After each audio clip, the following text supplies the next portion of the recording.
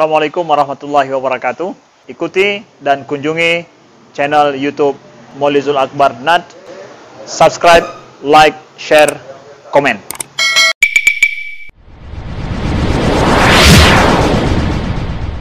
Wahdahu la syarika lah wa asyhadu anna Muhammadan abduhu wa rasuluhul karim. Allahumma salli wa sallim ala nabiyyina al-Mustafa Muhammadin wa ala alihi wa ashabihi ajma'in. Amma ba'd. Rabbi shrah li sadri wa yassir li amri wa hlul 'uqdatam min lisani yafqahu qawli. Segala puji bagi Allah, kemudian salawat dan salam kepada Rasulullah, pada keluarga dan seluruh sahabat-sahabatnya. Jamaah salat subuh yang Allah muliakan insyaAllah.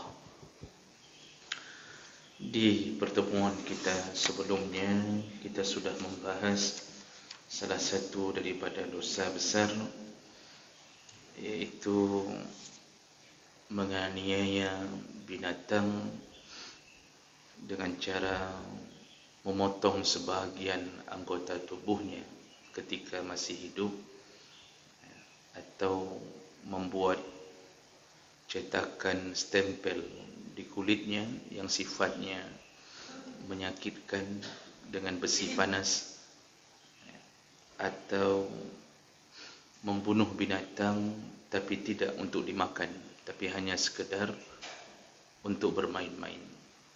Jadi menjadi sasaran hobi, menembak binatang dengan budi angin, suka-suka, padahal tidak dimakan. Ini semua termasuk golongan dosa besar. Dan nanti di akhirat semua binatang itu akan menuntut di hadapan Allah, sampai burung yang ditembak dari seseorang yang menyalurkan hobinya, dia akan mengatakan ke Allah bahwa dia dibunuh tapi tidak dimakan. Maka orang yang membunuhnya akan bertanggungjawab di hadapan Allah. Baik, kita juga sudah bahas ini sebagai resume ulang bahwa binatang yang boleh dibunuh itu yang disuruh oleh Nabi dalam hadis-hadis seperti ular, kalajengking, burung gagak hitam yang berdada putih. Nah, selain, dan ada hadis-hadis yang banyak termasuk katak atau cicak, itu disuruh, mohon maaf, bukan katak haram bunuh, cicak, yang saya maksud cicak, itu silahkan bunuh. Atau para ulama mendetilkan kalau binatang itu milik tetangga yang sudah kita lewati 2 kali peringatan, dia mengganggu rumah kita, membuang najisnya di rumah kita, setelah 2 kali kita ingatkan, dibolehkan mengusirnya dengan kasar, masih juga dia melakukan hal yang sama, dan pemiliknya hampir sama dengan binatang itu, artinya sama-sama binatang kalau bahasa kita, tidak peduli tentang binatang yang dipeliharanya, maka dibolehkan untuk membunuhnya. Dan itu tercantum dalam kitab-kitab yang mu'tabar. Baik, kita lanjut. Dosa berikutnya masih berkaitan dengan binatang, yaitu tasyib as-sawaib, yaitu menjadikan binatang sebagai sembahan atau tumbal untuk berhala. Jadi bahasa tasyib as-sawaib itu sebenarnya bahasa yang terjadi di masa lalu terhadap seekor saibah, yaitu unta. Jadi ada unta, kalau lahirnya kembar, maka kalau lahirnya kembar, laki-laki, jantan dan betina, sekali kembar tapi lahirnya jantan dan betina, maka si jantan itu disebut saibah, dan dia tidak boleh diganggu, khusus diperuntukkan untuk berhala. Maka maksud di sini adalah menjadikan unta sebagai sembahan untuk berhala. Jemaah maka Allah Subhanahu wa taala. Allah Subhanahu wa taala menyebutkan dalam surat Al-Maidah 103, "Ma ja'alallah", Allah Subhanahu wa taala tidak menjadikan, kata Allah, apa yang tidak dijadikan, min bahirati wala saibatin wala wasilatin wala ham. Kata Allah, Allah tidak menjadikan binatang-binatang itu untuk sembelihan atau sembahan berhala, baik dari golongan bahirah atau saibah atau wasilah atau ham. Ini semua jenis inilah sebutan untuk nama-nama unta. Nama-nama unta yang berbeza-beza kategori menurut orang jahiliyah. Jadi dari zaman dulu mempersembahkan tumbal atau binatang disembelih untuk berhala itu adalah kebiasaan atau tradisi di zaman jahiliyah. Jemaah maka Allah, dalam riwayat disebutkan Abu Jahal sangat taat melakukan ini setiap seminggu sekali. Ada yang mengatakan di hari Ahad, ada yang mengatakan di hari Jumaat. Dia menyembelih seekor kambing setiap minggunya. Jadi dia persembahkan seekor kambing untuk berhala yang ada di depan Kaabah. Setelah disembelih, dia biarkan tubuh kambing tersebut kering di depan berhala itu. Jadi ketika sudah habis sedikit-sedikit mengering, itu dianggap bahawa sembelihannya telah diterima oleh Tuhan, karena dimakan sedikit-sedikit oleh Tuhan. Dan itu terus dilakukan. Di masa jahiliyah, binatang menjadi alat untuk melakukan hubungan komunikasi dengan Tuhan, Tuhan-Tuhan berhala. Itu dalam anggapan jahiliyah. Jemaah melakukan Allah, kalau kita baca sejarah, dulu orang Arab ini itu dari suku Aribah, yaitu dari turunannya Bani Ismail. Karena Nabi Allah Ibrahim punya dua anak yang turunan untuk yang melahirkan orang-orang Arab itu dari Ismail. Dari Ishaq akan melahirkan turunan Bani Israel. Terus ke bawahnya Yaqub dan seterusnya. Nah, orang Arab ini dulu di dalam bimbingan nabi-nabi mereka, sampai turunan nabi-nabi Ismail membimbing orang-orang Aribah untuk mengenalkan Allah. Jadi mereka tetap bertauhid kepada Allah. Makanya dari agama Nabi Ibrahim itu adalah agama tauhid.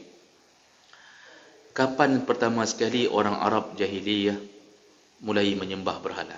Nah, ternyata ada sejarahnya, jemaah melakukan Allah. Kalau kita buka kitab Bidayah wa Nihayah, kemudian kitab berbagai kitab sejarah, itu disebutkan bahawa berdasarkan hadis Nabi sallallahu alaihi wasallam, kata Rasulullah, awwalu man sayyaba as-sawaib Amir bin Luhai al-Khuza'i. Kata Rasulullah, orang yang pertama sekali membuat sembahan-sembahan dengan menjadikan adanya berhala adalah Amir bin Luhai al-Khuza'i.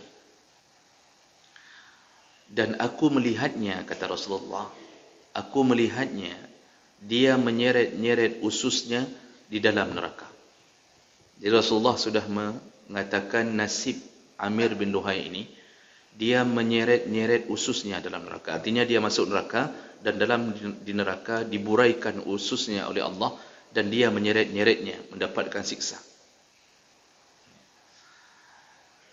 Amir bin Luhai ini salah satu dari Bani Khuza'ah, pembesar dari Bani Khuza'ah. Disebutkan bahawa terinspirasi untuk menciptakan berhala. Jadi dulu orang-orang Arab jahiliyah itu tidak menyembah berhala, tapi mereka menyembah kesesatan mereka. Mereka menyembah, ada yang menyembah matahari, ada yang menyembah air, ada yang menyembah malaikat, ada yang menyembah macam-macam mereka sembah. di balik kesesatan mereka setelah 600 tahun terpisah antara Nabi Isa dengan Nabi Muhammad sallallahu alaihi wasallam. Jadi ini masa fatrah kosong. Dan pertama sekali mereka menyembah berhala iaitu ketika Amir bin Luhai mengunjungi tanah Syam, dan di Syam itu juga mengalami kesesatan dengan menyembah berhala. Di sanalah dia melihat orang Syam menyembah berhala. Jadi menjadikan patung-patung besar sebagai berhala. Di situlah dia takjub, kagum, berarti ada sembahan selain daripada cuaca atau angin atau apa saja. Maka dia membawa pulang ide itu ke tanah Arab. Dia membawa pulang ke daerah Mekah dan dia mulai membuat berhala. Kemudian dibantu oleh dialah yang menemukan patung para orang-orang saleh yang Allah sebutkan iaitu di dalam masa zaman Nabi Nuh. Wadda wa la suwa'a wa la ya'uq. Kata Allah ada orang saleh di zaman Nabi Nuh. Itu ada 5 orang saleh. Itu yang di zaman Nabi Nuh setelah mereka meninggal dijadikan patungnya sebagai sembahan. Jadi dibuat patung mirip orang saleh itu, lalu lama-lama disembah. Inilah yang kemudian Nabi Nuh mengajak mereka kembali ke tauhid.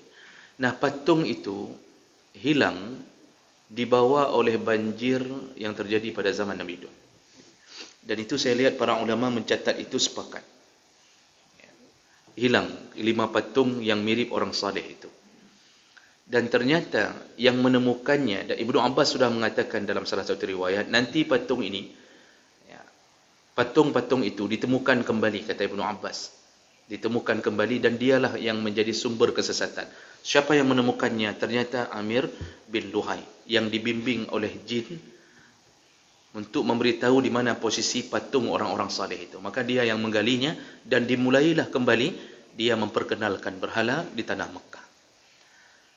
Disitulah orang-orang mulai kembali menyembah berhala secara menyeluruh. Waktu Nabi membuka kota Mekah atau menguasainya di tahun ke-8 Hijriah, beliau mendapatkan 360 berhala, yang besar-besar di dalam Kaabah, yang kecil-kecil di luar Kaabah. Dan yang terbesar adalah Hubbal, Manna, Al-Latta, Wal-Uzza. Jadi itu kalau kita baca diletakkan bukan pada satu tempat Pak yang besar-besar itu. Jadi kalau misal Hubal itu di dalam Kaabah, nanti Latta diletakkan di antara kota Taif dan Mekah. Uzza itu di salah satu sudut kota Mekah. Uzza ini yang kemudian setelah terjadi Fatuhu Makkah, Nabi mengutus Khalid bin Walid untuk menghancurkan Uzza.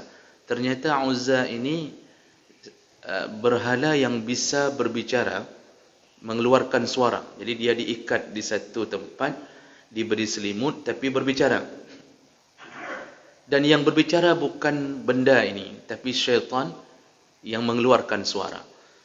Lalu Rasulullah mengutus Khalid bin Walid untuk menghancurkan Uzza.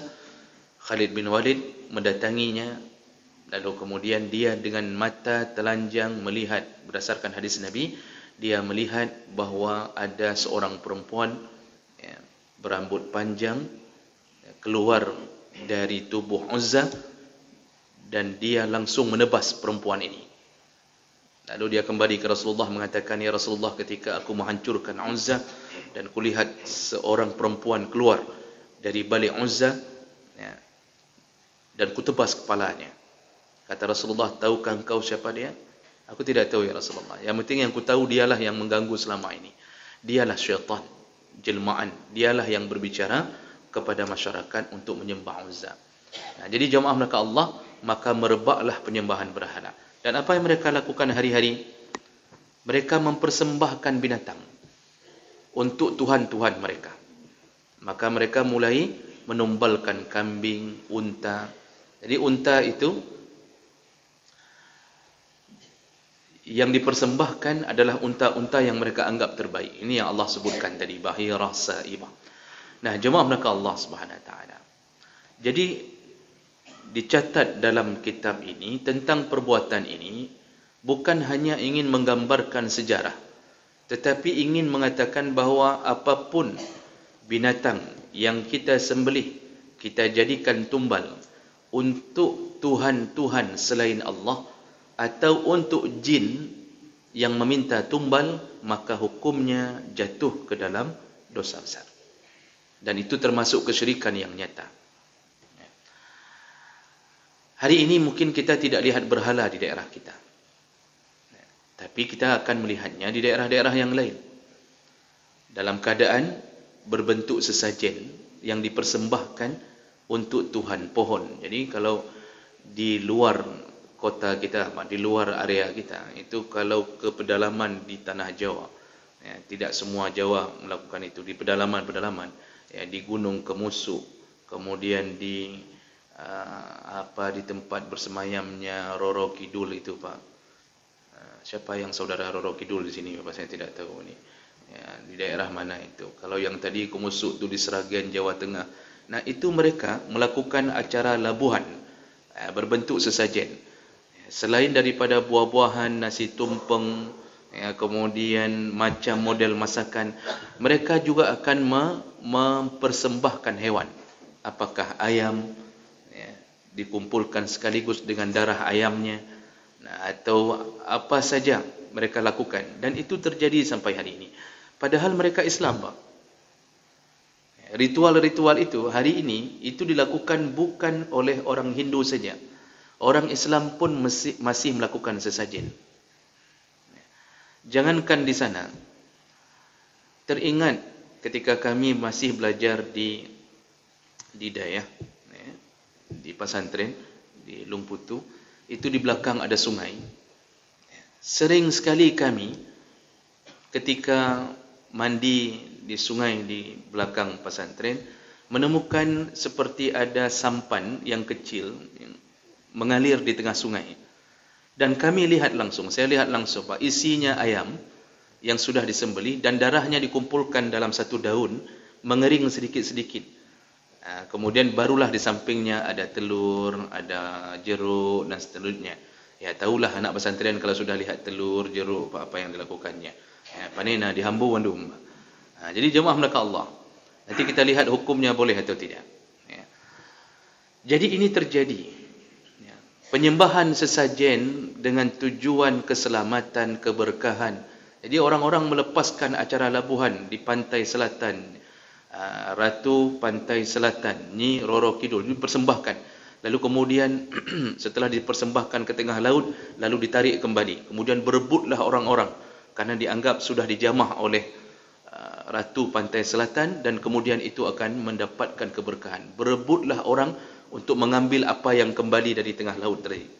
Dan itu macam binatang dipersembahkan, dan dilakukan bukan oleh orang Hindu, oleh orang-orang Islam yang beraliran dinamisme, animisme, dan itu sampai hari ini terjadi.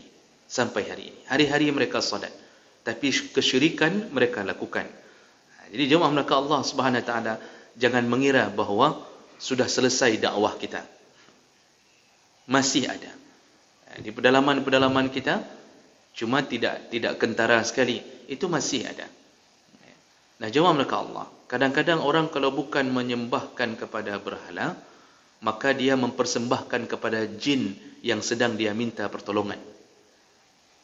Makanya dukun itu mendapatkan bisikan dari jin, karena dukun itu ada yang model sebelum mengobati orang, dia kerasukan dulu. Tiba-tiba dia masuk ke kamar, keluar, suaranya sudah berubah menjadi seorang nenek tua. Lalu dia mengatakan obatnya ini dan ini.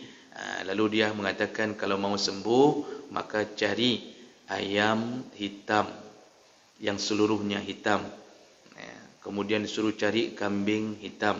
Untuk apa? Untuk dijadikan sebagai tumbal. Ada yang lebih parah lagi, disuruh cari binatang untuk dipindahkan penyakit. Saya rasa ini dukun terbodoh di antara semua dukun.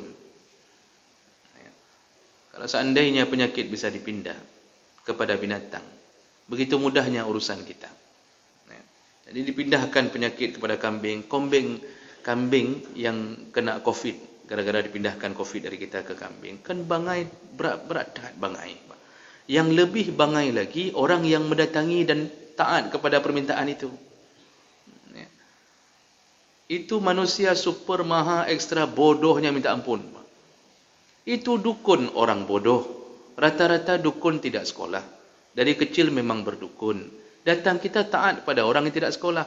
Yang taat kepada orang dukun ini, yang taat pada dukun ini lulusan S1, lulusan S2, lulusan S3.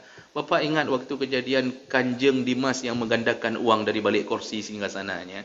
Itu yang menjadi orang pertama membelanya siapa? Marwah Daud.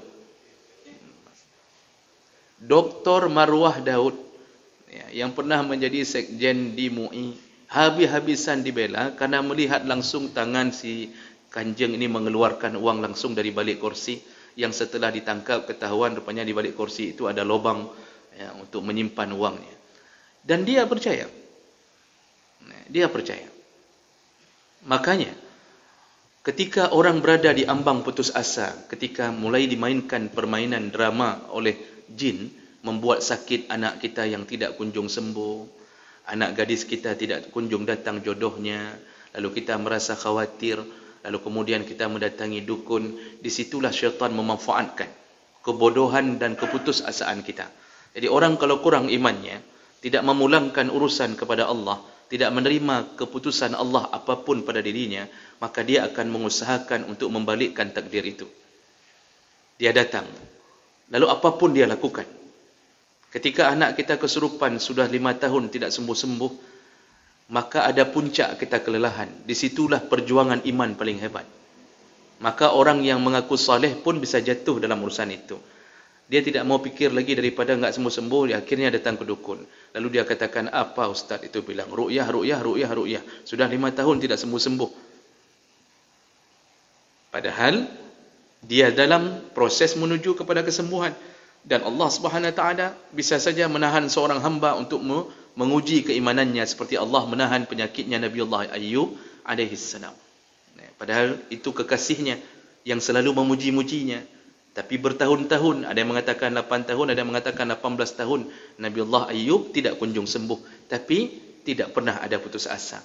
Nah, kita ketika mulai masuk ke dalam lorong itu, dibisikkan sedikit saja, suruh sembelih ini, sembelih itu, langsung kita lakukan karena putus asanya kita. Disitulah jatuhnya kita kepada kesyirikan. Apa kata Rasulullah? Man ata kahinan, barang siapa mendatangi dukun. Dalam hadis lain, man ata arrafan, yang mendatangi arraf, peramal. Fasa'alahu an syai', lalu bertanya sesuatu kepada mereka. Fasaddaqahu, dan dia percaya apa yang diramal atau yang diberitahu oleh dukun tersebut, lam tuqbal salatuhu 40 lailah.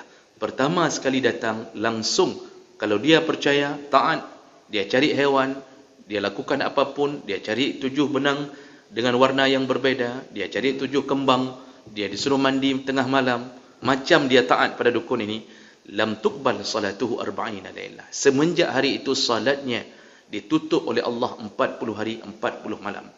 Malam besok datang lagi, kata dukun suruh balik malam besok. Datang lagi, ditutup lagi 40 hari 40 malam, dan seterusnya, ditambah. Imam Nawawi menjelaskan hadis ini dengan mengatakan salatnya selama 40 hari pertama itu, kalau dia salatnya sah, kalau sudah cukup syarat dan rukun, namun tidak dicatat oleh Allah. Kalau dia mati dalam 40 hari itu, mati seperti orang tidak melakukan salat, walaupun sebelumnya dia salat.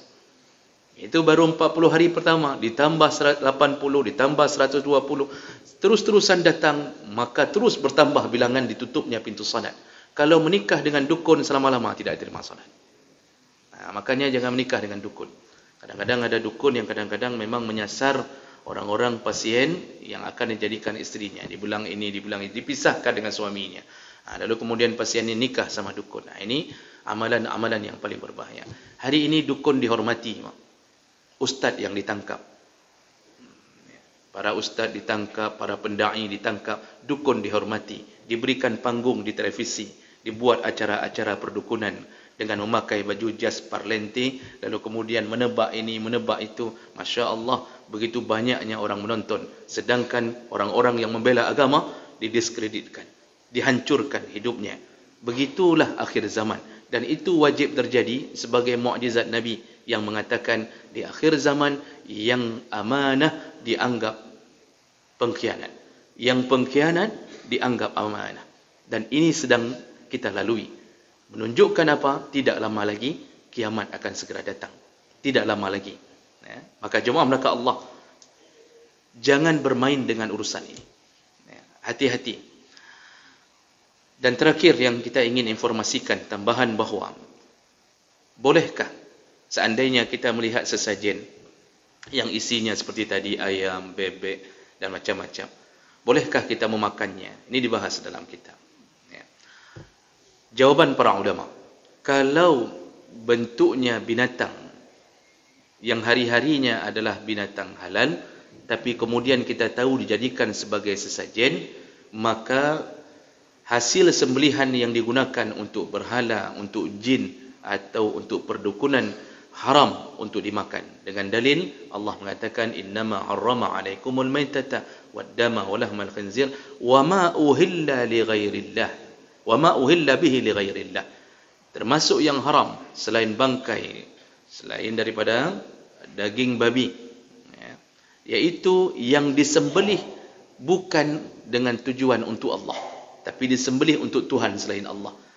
Ini dalil ini mengharamkan semua binatang yang disembelih bukan untuk Allah. Termasuklah binatang tadi. Kemudian berlanjut, bagaimana dengan telurnya? Jadi ayamnya tidak boleh dimakan. Di situ ada telur rebus. Biasanya dialirkan sekaligus dengan telur rebus, jeruk, ada apel, pisang. Itu pisang biasanya. Bolehkah kita memakannya? Seperti yang terjadi pada anak-anak pesantren, lewat di belakangnya, dimakan semuanya. Jawaban para jumhur ulama ternyata boleh. Pertama, dia tidak ada dalil yang mengharamkan dari asalnya. Semua binatang al-aslu fil asya' al-ibaha. Semua makanan yang bentuknya bukan binatang tadi pada dasarnya adalah makanan halal, dan dia bukan disembelih. Dia tidak disembelih. Dia tetap tidak ada yang bisa menjadikannya haram hanya dengan menjadikannya sebagai bahan sesajen tadi. Jadi dia tetap boleh dimakan, namun dianjurkan untuk tidak membiasakan. Artinya jangan sampai menjadi sebuah kebiasaan yang menyenangkan hati para dukun, sehingga kata dukun kepada pasien, alirkan saja, nanti ada orang makan di sana, tenang saja. Itu walaupun halal dari segi hukum, tapi tidak dianjurkan membiasakan mencari-cari makanan tersebut. Demikian jemaah melaka Allah, inilah yang perlu kita hindari agar mati kita bukan di dalam kesyirikan kepada Allah Subhanahu wa taala.